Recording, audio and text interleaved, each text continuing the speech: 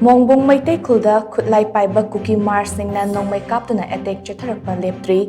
Nongmaina Kaptuna Hatlamba Mioi Amagi Asiba Hakchang Ama Fangkri Press na fangba pau amagi matung ina ngarang numidang pung taruk rom taba aduaida Khutlai Paiba Kuki Marsingna Mongbong Maitei Khulda Nongmai Kapsalaktuna Attack Chathakri Maduda Khulngak Pasingna Khut Handuna Nongmai Kapnaki Hairi Marak asida Sonapur amadi Aglapur anigi marak talaiba mafam amada Nongmaina Kaptuna Hatlamba Masak Khangdaba nupa amagi asiba hakchang ama fangle hairi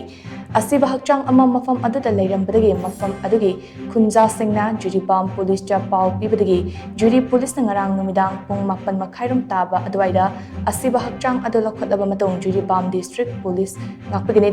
Juribam district hospital gi miral sangda thamkhre hairi Hauzik fawgi oina mioi ado masak khangba ngamdri haina Juribam police tagi fangba pau amana hairi